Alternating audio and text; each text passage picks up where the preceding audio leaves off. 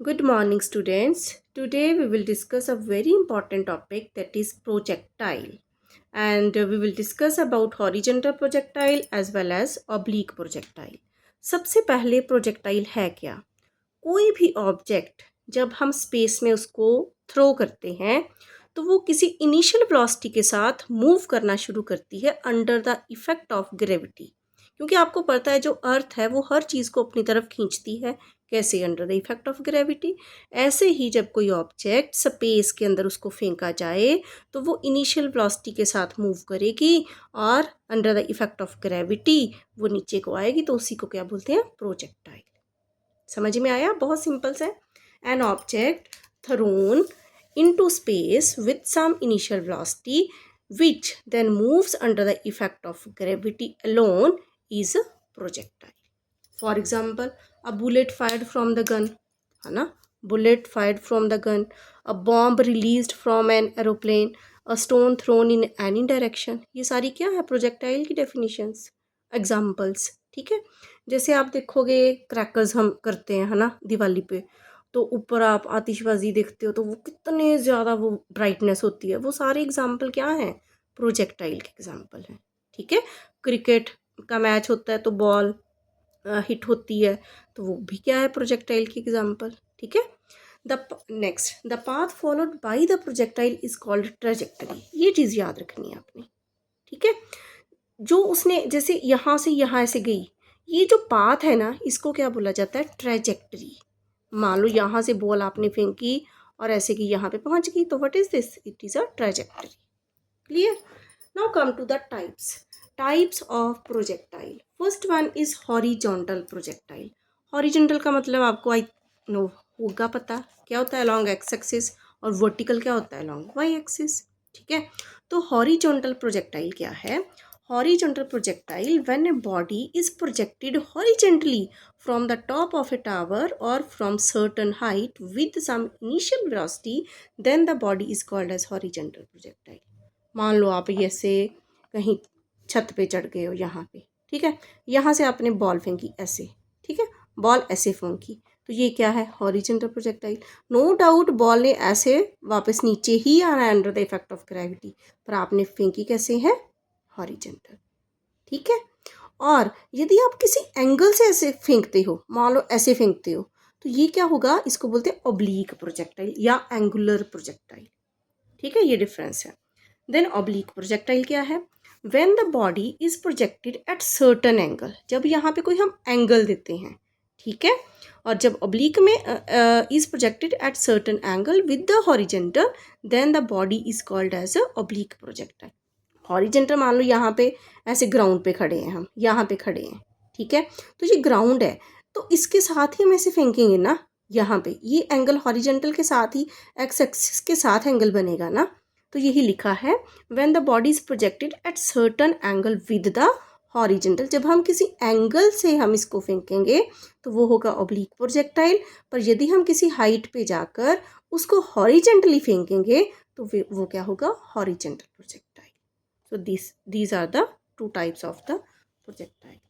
ठीक है, अब है इसका principle, principle of physical independence of motion. Principle of physical independence of motion, इसमें क्या है? Motion of projectile is a two dimensional motion. Basically जो प्रोजेक्ट हम किसी चीज़ को ना इजीली समझना चाहते हो तो हम 2D की बात करते हैं। जब हमने 3 डायमेंशनल, जैसे साइंटिस्ट होते हैं वो एरोप्लेन की बात करते हैं या सैटेलाइट्स, उन्होंने उनकी पोजीशन फाइंड आउट करनी होती है, तो वो तो 3 डायमेंशनल है, पर इजी कैलकुलेशन के लिए भी वो 2D को ही कंसिडर करते हैं। ठीक है, तो motion of principle is a 2 dimensional motion, that is horizontal and vertical motion. Okay, these two motions take place independent of each other. ये जो हॉरिजेंटल और वर्टिकल मोशन होते हैं ना, ये एक दूसरे के इंडिपेंडेंट होते हैं, कि एक दूसरे का इफेक्ट इनके ऊपर नहीं पड़ता। This is called principle of physical independence of motion. ये एग्जाम 1 नंबर का क्वेश्चन आ सकता है, what is the principle of physical independence of motion, and you will write the horizontal motion and vertical motion are independent of each other, they have no effect upon to each other, So it means this is known as principle of physical independence of motion. Clear? Then horizontal component of velocity remains same throughout the flight, whereas vertical component is continuously affected by the force of gravity. ये चीज़ आपको यहाँ पे समझ में आएगी, अभी बताती हूँ। जब हम किसी चीज़ को ऐसे फॉल करवाते हैं ना, ये देखो, ये चीज़ यहाँ पे, ये मान लो कि यहाँ से ये हमारी ग्राउंड है, ठीक है, यहाँ से ये ग्राउंड है और ये हाइट पे है, ठीक है। ऐसे हमने कोई बॉल या कोई चीज़ थ्रो करवाई, ठीक है, ऐसे हॉरिजेंटली करवाई ना थ्रो, तो उसकी वेलोसिटी क्या थी, u मीटर पर सेकेंड। कहते अब आएगी तो नीचे कैसे, under the effect of gravity, सीधे तो नहीं जाएगी, आएगी तो नीचे ना। तो हर पॉइंट पे उसका जो हॉरिजेंटल कंपोनेंट होता है ना, वो रिमेन्स कांस्टेंट, पर उसका जो वर्टिकल कंपोनेंट है नीचे की तरफ, ये हर पॉइंट के ऊपर चेंज होता है। क्यों? Due to the effect of gravity. समझ में आया कुछ? जब हम इसको आर्टिकल को करेंगे ना, then you will learn. Okay, so come to the very important, this is a horizontal projectile. ठीक है, let a projectile is projected from the top of a tower of height h with horizontal velocity। ठीक है ना। अब यहाँ हमने क्या ले लिया, एक ग्राउंड ली और वहाँ पे क्या किया, एक ये वाली हाइट ले ली h, और यहाँ पे क्या ओरिजिन मान लिया और टॉप पे, और यहाँ से ऐसे बॉल को थ्रो किया। जब बॉल थ्रो की तो बॉल ऐसे नीचे की तरफ आएगी। ठीक है, ऐसे कहाँ आएगी, नीचे की तरफ। कहाँ पहुंचेगी लास्ट पॉइंट, ग्राउंड के ऊपर। ठीक है, तो हर पॉइंट यहाँ भी नीचे को, जब जैसे जैसे ये नीचे आती जाएगी, कहते हैं इसका जो हॉरिजेंटल कंपोनेंट होता है वो सेम रहता है, पर इसका जो वर्टिकल कंपोनेंट है ये चेंज होता है, क्योंकि जैसे जैसे नीचे जाएंगे ग्रेविटी बढ़ती जाएगी। आपको पता है ऊपर जाओगे तो ग्रेविटी कम होएगी, तो वैसे जी है ना, तो जैसे जैसे नीचे आओगे ग्रेविटी बढ़ती जाएगी, तो इसका मतलब इसकी वेलोसिटी भी बढ़ती जाएगी। समझ में आया? सो ये क्या है, हॉरिजेंटल प्रोजेक्टाइल। क्लियर? और ये मान लो पॉइंट पी है, अब बॉल है यहाँ से आई, हमने एक पॉइंट पी कंसीडर कर लिया कि इस पॉइंट पी पे इसकी जो हॉरिजेंटल डिस्टेंस है, अब है तो ये नीचे है ना, ग्राउंड तो नीचे है ना, ठीक है ना, तो हम टॉप पे खड़े हैं। ठीक है, तो जब बॉल यहाँ से मान लो इस पॉइंट पे आके पहुँची है, तो इसका जो डिस्प्लेसमेंट है या डिस्टेंस है वो कितना है, x अलोंग हॉरिजेंटल। ठीक है, ये वाला कितना होगा, x, और ये क्या है, क्योंकि ऊपर से नीचे की तरफ आई है, तो ये वाला जो होगा ये क्या है, वर्टिकल, इसको क्या बोलेंगे, y। समझ में आई इतनी सी बात? तो ये चीज़ हम नेक्स्ट ये टॉपिक में डिस्कस करते हैं। तो हमने अभी क्या निकालना है, ट्रेजेक्टरी ऑफ प्रोजेक्टाइल, कि इसका जो पाथ है वो क्या है। ठीक है, प्रोजेक्टाइल का ट्रेजेक्टरी क्या है, पाथ मैंने अभी बताया आपको। ठीक है, तो let at any instant of time t projectile is at point p. हम मान लेते हैं कि किसी टाइम पे ये कहाँ पे थी, पी के, कितने टाइम पे, टी पे, कोई भी हम 10 सेकेंड 20 सेकेंड कुछ भी हो सकता है ये। ठीक है ना, तो अब horizontal distance covered by projectile, यही मैंने बताया, ये क्या है, हॉरिजेंटल डिस्टेंस कितना कवर किया उसने, x, और वर्टिकल डिस्टेंस कितना कवर किया उसने, y। ये चीज़ समझ में आई? Now position of projectile at any instant of time t along horizontal distance, that is, अब ये आपने रिलेशन लास्ट लेक्चर में देखा था ना, पोजीशन टाइम का, x is equal to x not plus u x t plus half a x t square, ये आपने याद करना है। ठीक है ना, अब ये जो पोजीशन टाइम रिलेशन है कहाँ पे है, अलोंग हॉरिजेंटल, और वर्टिकल के लिए क्या है, y is equal to y not plus u y into t plus half a by t square. समझ में आया ये चीज़, x इज इक्वल टू, ये आपने याद कर लेना। ठीक है, come to the next page. अब ये देखो, ठीक है, ध्यान से ये चीज़ समझनी है। यहाँ पे मैं फिर बता रही हूँ आपको, x is equal to x not plus u x t plus half a x t square. ठीक है, अब ये इक्वेशन थी हमारे पास। अब जब ओरिजिन पे ये एक्स नॉट होता है, ये हम क्या इसको लेते हैं, वहाँ पे भी ज़ीरो लिया था, ज़ीरो, ठीक है। अब जो प्रोजेक्टाइल था वो इनिशियल वेलोसिटी के साथ मूव किया था, वो हमने क्या ले ली, यू, ठीक है। और एक चीज़ जो बहुत इंपॉर्टेंट है आपने याद रखनी है कि अलोंग हॉरिजेंटल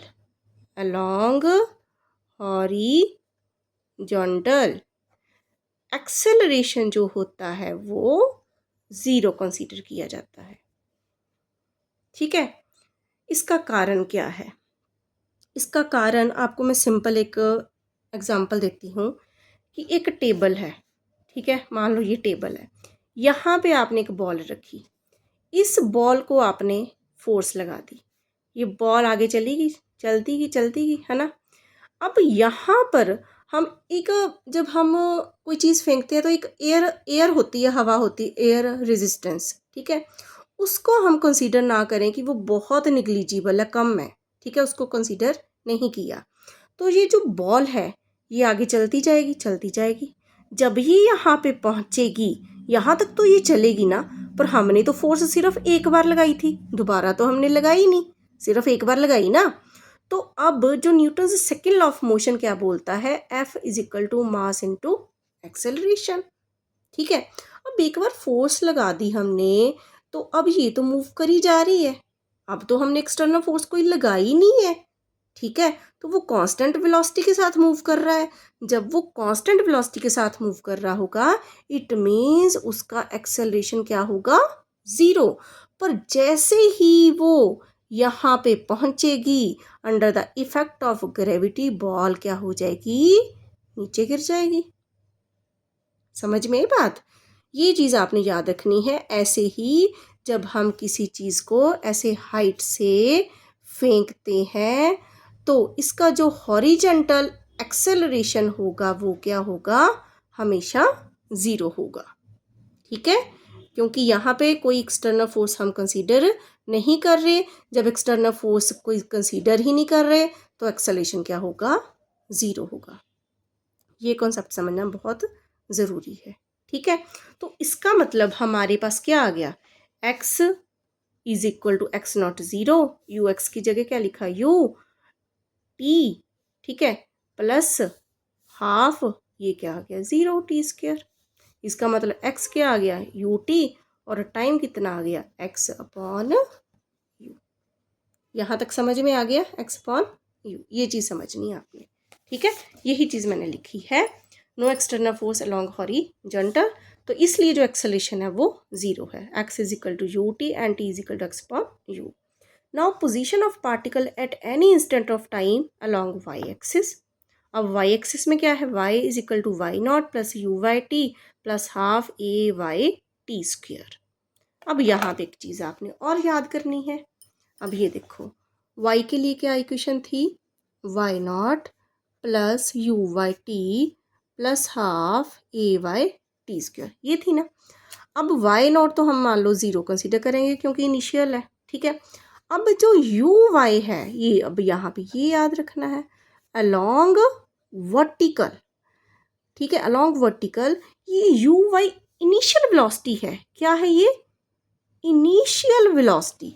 अब यहाँ से हमने फेंका है, ठीक है ना, यहाँ से हमने कैसे फेंका, हॉरिजेंटली फेंका ना, तो इसका मतलब जो इनिशियली वर्टिकल वेलोसिटी होगी वो क्या होगी, ज़ीरो। समझ में आया कुछ, हॉरिजेंटल में acceleration A x zero, and vertical component में क्योंकि हमने इसको इनिशियली जब फेंका है तो हमने हॉरिजेंटली फेंका है, तो जो vertical component of velocity means ये जो इनिशियल वेलोसिटी है ये क्या होगी, zero.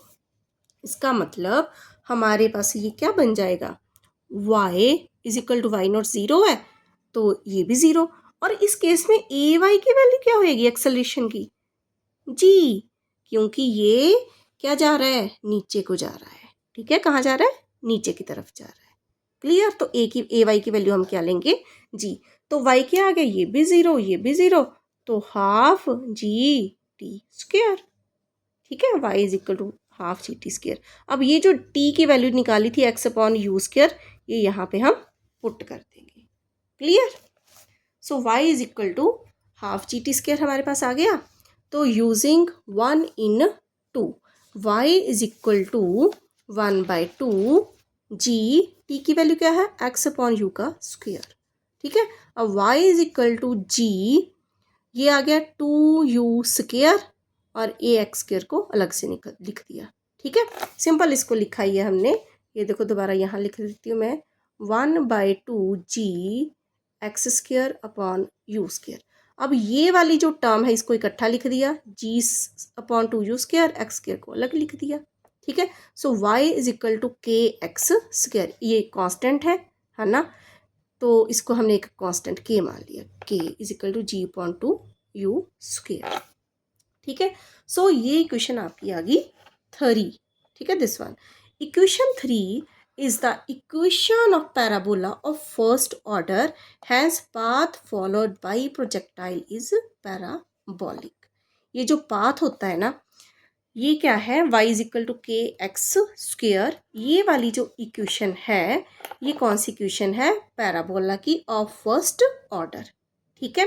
Hence path followed by the projectile is parabolic.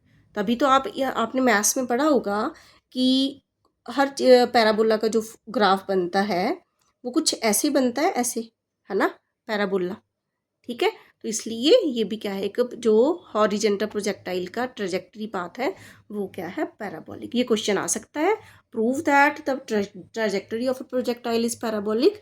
तो you have to do this article, और यहाँ तक आप करोगे तो आपका ये प्रूफ हो जाएगा, ठीक है। Now come to the time of flight. So time of flight क्या है, it is the total time taken by the projectile to complete its trajectory, ठीक है। कितना उसने पूरा टाइम लगाया, है ना।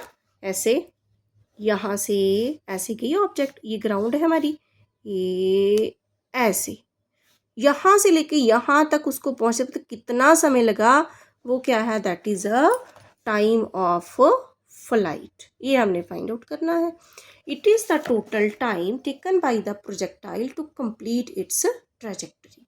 Late t be the time of flight and h be the vertical height of point of projection from the ground, ठीक है। ये देखो यहाँ पे हमने क्या मान लिया कि यहाँ से यहाँ तक पहुँचने में उसको कितना समय लगा t, और ग्राउंड से उसकी जो यहाँ से ये वाली जो डिस्टेंस है इसको हमने क्या कंसीडर कर लिया h, ठीक है। सो हमारे पास इक्वेशन क्या है, y is equal to y not plus u y t plus half a y t square.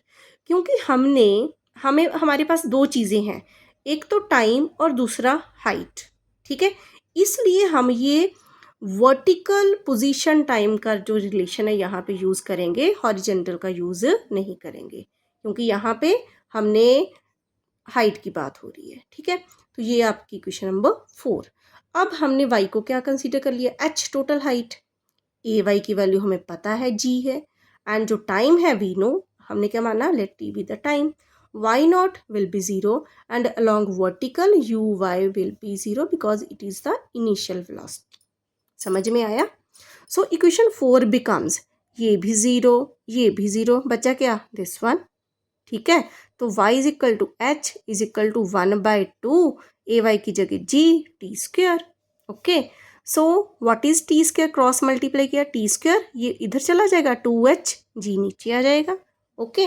So what is t, square root of 2h upon g। Equation number 5, it is a very very important formula, commit to remember, MCQ के लिए भी और वैसे भी 1 mark question आ सकता है।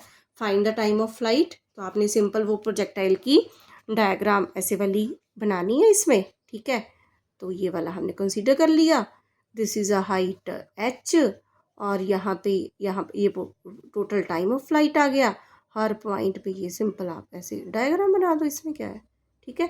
You velocity के साथ ये मूव कर रहा है, क्लियर।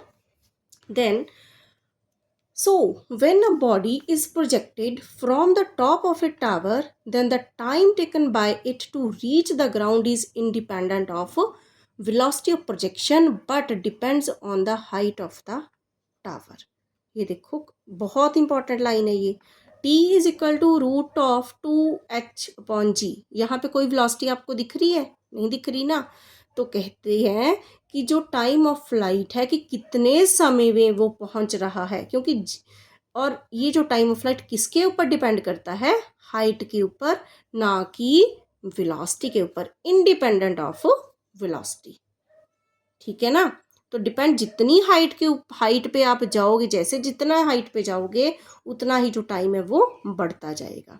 जितनी कम हाइट पे जाओगे उतना टाइम कम होता जाएगा। ठीक है, ये था time of flight. Next is horizontal range. अब हॉरिजॉन्टल रेंज क्या है? बहुत इंपॉर्टेंट टॉपिक है। अब यहाँ से ऑब्जेक्ट कैसे आई? यहाँ पे।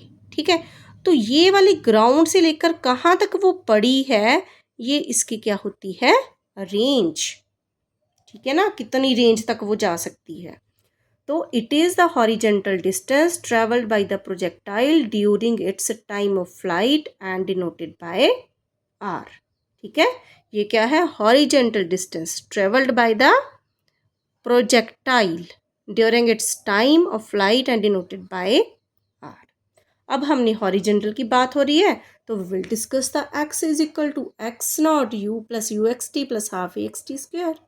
इक्वेशन नंबर 5 पुट कर लीजिए। ठीक है, नाउ x नॉट क्या होगा? 0 इनिशियल। u किसकी वेलोसिटी के साथ जा रहा है? u के साथ। टाइम ऑफ फ्लाइट क्या है? पूरा टोटल टाइम यहाँ से यहाँ तक आ रहा है ना, तो वो टाइम क्या लिया हमने? Capital T. And along horizontal acceleration again 0। Sorry. और x इज इक्वल टू जो हॉरिजॉन्टल है, ये जो पूरी, ये क्या होगी? r।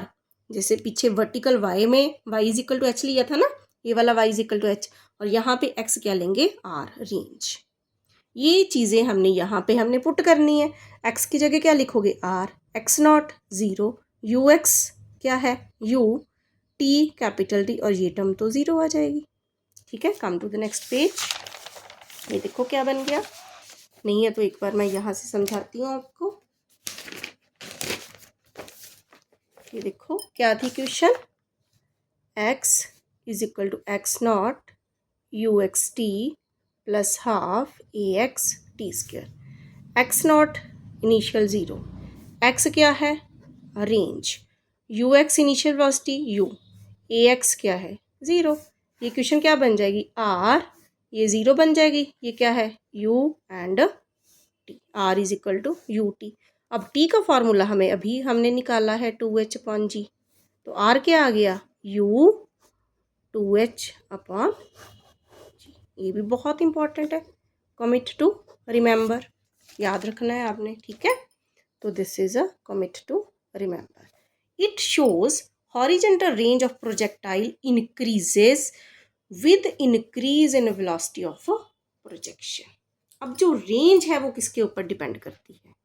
पीछे में टाइम ऑफ फ्लाइट था ना, टाइम ऑफ फ्लाइट था independent of velocity and depends upon the height. अब रेंज डिपेंड किसके ऊपर? हाइट के ऊपर भी करती है as well as initial velocity के ऊपर भी करती है, कि कितनी वेलोसिटी के साथ आप इसको फेंकोगे तभी तो उसकी रेंज जाएगी। ये तो सिंपल सी बात है। बॉल को आप जितनी ज़ोर से फेंकोगे, जितनी फोर्स से फेंकोगे, उतनी दूरी का डिस्टेंस कवर करेगी ना, तो वही चीज़ है। ठीक है, next is velocity of projection at any instant of time.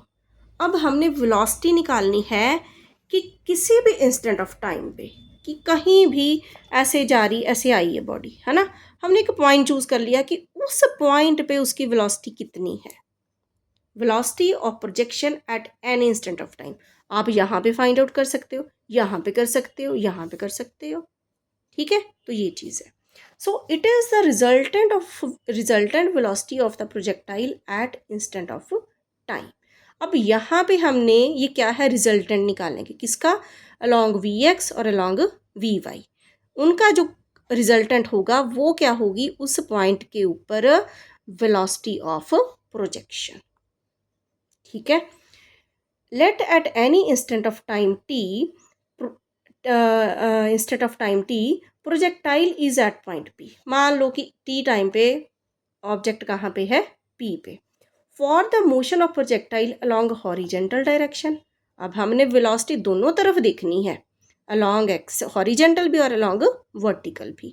ठीक है, तो हमारे पास सिंपल इक्वेशन क्या होती है, v is equal to u plus a t होती है ना। जो सिंपल इक्वेशन क्या है, v is equal to u plus a t. पर अब हम यहाँ पे कंपोनेंट की बात कर रहे हैं, ठीक है, तो हम इसको क्या लिखेंगे, v x is equal to v x not, क्योंकि ये इनिशियल है, plus a x into t. ठीक है, पुट इक्वेशन नंबर 8 हियर। अब ये जो वी एक्स नॉट है, ठीक है, ये तो इनिशियल वेलोसिटी, इसको हमने यू के साथ रिप्रेजेंट कर लिया।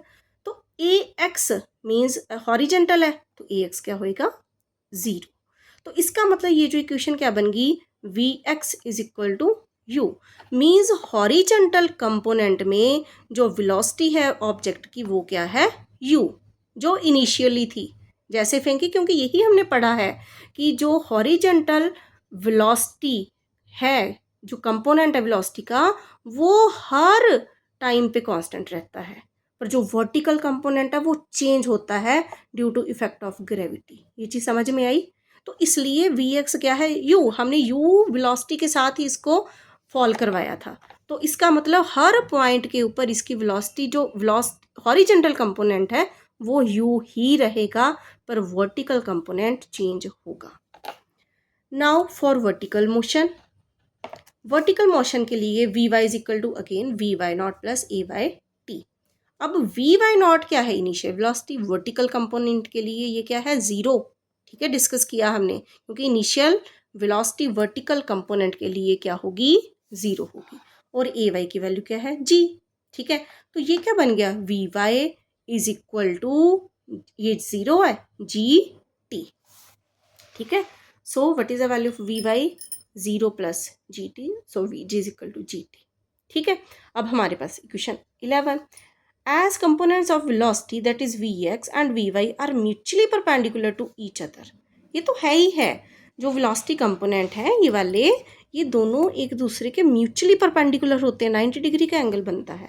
इसका मतलब जो इसका मैग्नीट्यूड होगा v का, वो क्या होगा, square root of v x square plus v y square, plus आपने क्या फॉर्मूला पढ़ा था रिजल्टेंट का, याद है कुछ, क्या पढ़ा था, a square plus b square plus 2ab cos theta, means cos 90 क्या आएगा, कॉस 90 की वैल्यू 1, सॉरी 0 0 0, कॉस 0 1, कॉस 90 0, तो ये टर्म 0 बन जाएगी, तो बचा क्या, v x square plus v y square.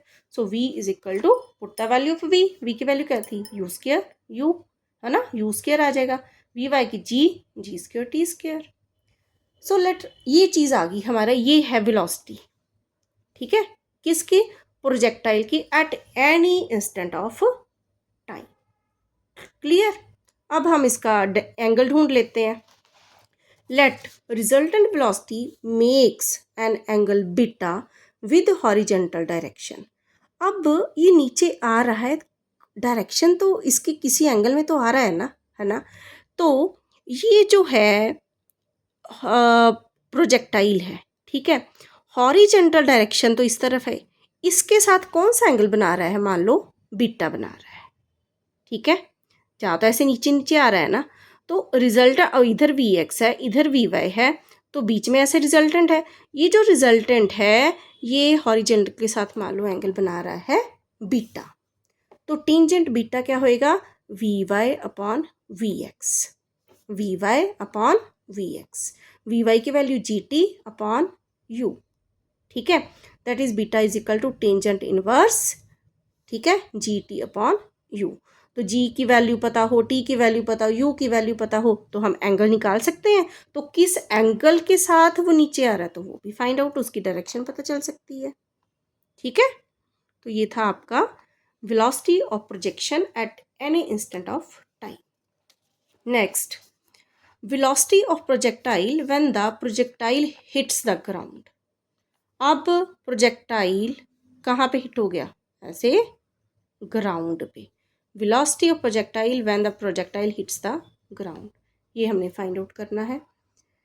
So when a projectile is thrown from top of a tower horizontally then it takes time t to reach the ground at point A. ठीक है, यहाँ point A पर पहुँचने के लिए उसको कितना time लगता है, टी। ठीक है, horizontal component of velocity at this time, ठीक है, मतलब यहाँ से लेके यहाँ तक पहुँचने में पूरा कितना टाइम लगा, टी लगा ना, पूरा टाइम ऑफ फ्लाइट। इसका मतलब हमारे पास v x is equal to v x not plus a x t तो है, ठीक है क्वेश्चन। अब ए एक्स क्या है, 0, ये क्या है, इनिशियल, तो वी एक्स की वैल्यू क्या आ गई, यू, ठीक है। वही चीज़ जो हमने यहाँ पे ये निकाल ली है, v x is equal to u, यहाँ पे भी v x is equal to u हमारे पास आ गया, ठीक है। Come to the next page.